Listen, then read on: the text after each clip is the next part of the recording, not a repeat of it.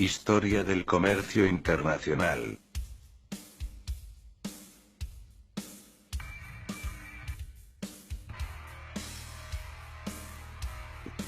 Los orígenes del comercio se remontan a finales del Neolítico, cuando se descubrió la agricultura.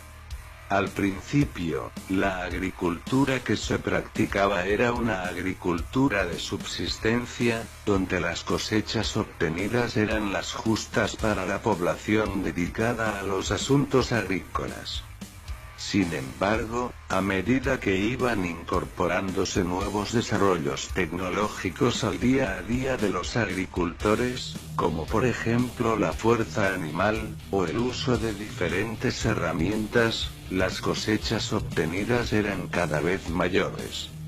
Así llegó el momento propicio para el nacimiento del comercio, favorecido por dos factores. Las cosechas obtenidas eran mayores que la necesaria para la subsistencia de la comunidad. Ya no era necesario que toda la comunidad se dedicara a la agricultura, por lo tanto parte de la población empezó a especializarse en otros asuntos, como la alfarería o la siderurgia. Por lo tanto, los excedentes de las cosechas empezaron a intercambiarse con otros objetos en los que otras comunidades estaban especializadas.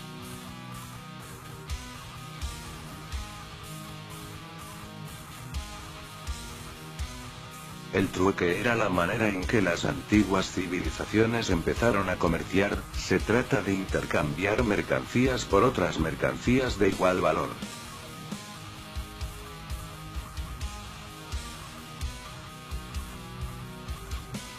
Introducción de la moneda.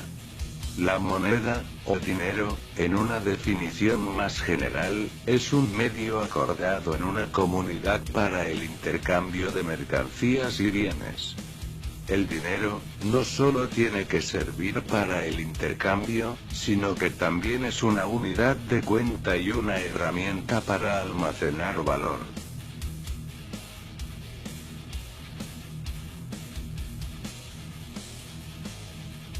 Las rutas comerciales. A lo largo de la Edad Media, empezaron a surgir unas rutas comerciales transcontinentales que intentaban suplir la alta demanda europea de bienes y mercancías, sobre todo de lujo.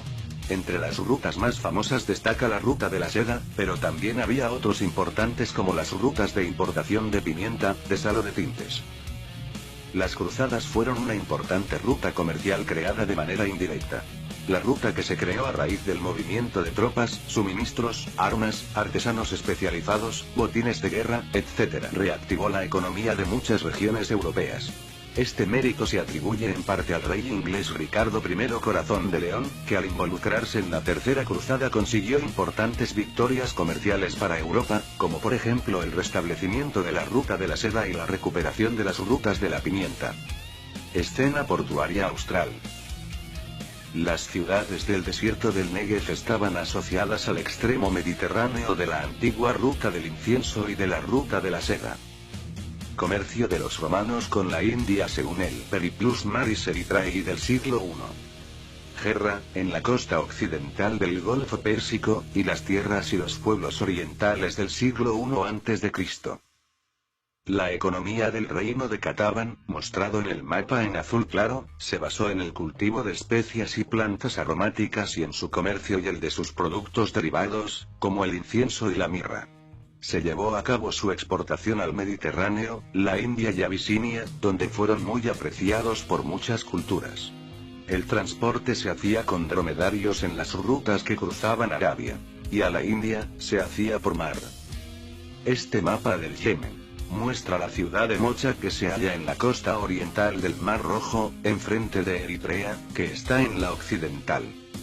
Este mapa ilustra el primer viaje de Vasco da Gama a la India, que aparece en color negro, y los viajes de Prodácovil, mostrado de color naranja, y Afonso de Paiva, mostrado de color azul.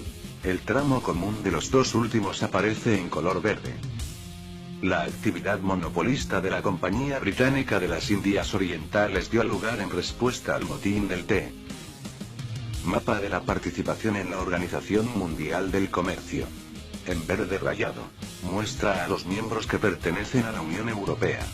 En verde continuo, muestra a los miembros ajenos a la Unión Europea. En amarillo, muestra a los observadores de próximo ingreso. En anaranjado, muestra a los observadores. Y en gris, muestra a los ajenos de ingreso pendiente. A finales del siglo XIII Marco Polo fue pionero en el desarrollo del comercio europeo con el Extremo Oriente abriendo la ruta de la seda. Más tarde Vasco da Gama exploraría rutas por mar menos costosas y más seguras hacia el este asiático. De la misma manera, desde el descubrimiento de América, la búsqueda de un paso interoceánico que permita una línea comercial directa entre el Océano Atlántico y el Océano Pacífico condujo al hallazgo del Estrecho de Magallanes.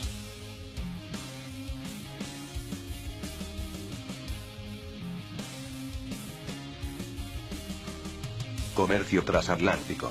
Antes del siglo XIX las travesías transatlánticas entre América y Europa se hacían en barcos de vela, lo cual era lento y a menudo peligroso. Con los barcos de vapor, las travesías se convirtieron en más rápidas y seguras. Entonces empezaron a surgir grandes compañías oceánicas con travesías muy frecuentes. Pronto, el hecho de construir el mayor transatlántico, rápido o lujoso, se convirtió en un símbolo nacional.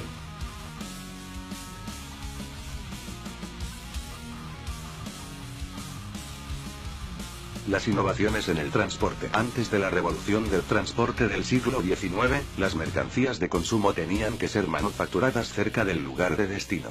Era económicamente inviable transportar mercancías desde un lugar distante.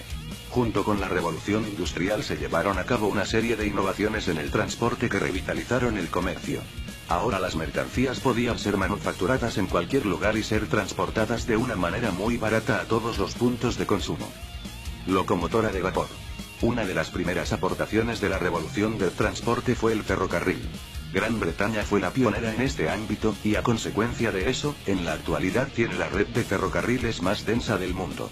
En España la primera línea de ferrocarril se construyó en 1840 entre las poblaciones de Barcelona y Mataró. En otros lugares de Europa y de E.U. también tuvieron mucha importancia el transporte fluvial. Se empezó a ensanchar y a profundizar muchos ríos con el fin de hacerlos navegables. Y un poco más adelante en muchas regiones se empezó a construir densas redes de canales navegables. Finalmente, la aparición del automóvil y la construcción sistemática de carreteras, provocó que las mercancías se pudieran transportar justo al punto exacto de su consumo, es lo que se conoce como distribución capilar de mercancías. 4 siglos después, la necesidad de acortar distancias para fomentar el desarrollo del comercio llevó al hombre a fomentar obras de infraestructura que desafiaron la imaginación de su época. El Canal de Suez, inaugurado por Ferdinand de Lesseps de 1869, significó un paso trascendental para la ruta Oriente, induciría un vuelco en el mapa del comercio internacional. En ese mismo año Estados Unidos inauguró el ferrocarril transcontinental, una solución que se afianzó como potencia comercial. En América del Sur, por su parte, en el año de 1910 marca la inauguración del ferrocarril trasandino central que uniría a Argentina y Chile cruzando los Andes, una iniciativa privada completamente innovadora para la época, presentada durante las presidencias de Sarmiento y Errázuriz Zañartu con el fin de impulsar la Unión Americana para el beneficio de los intereses comunes.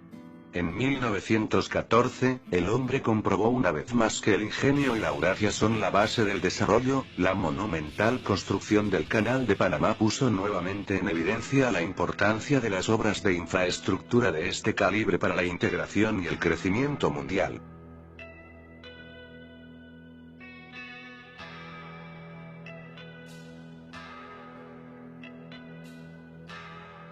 Globalización. La globalización, desde el punto de vista económico, es una tendencia derivada del neocolonialismo que trata de hacer una zona de libre comercio a nivel internacional. La globalización nace como consecuencia de la necesidad de rebajar costos de producción con el fin de dar la habilidad al productor de ser competitivo en un entorno global. Numerosos grupos pacifistas y ecologistas protestan en contra de esta tendencia, a favor de otras políticas más proteccionistas. Otros grupos sindicalistas también se muestran fuertemente opuestos a la globalización, pues las multinacionales trasladan puestos de trabajo desde los países desarrollados hasta países del tercer mundo, con sueldos mucho más bajos. Gracias por su atención. Integrantes: Alejandro García Barbosa, José Luis Rodríguez Núñez, Juan Manuel Sánchez Jurado,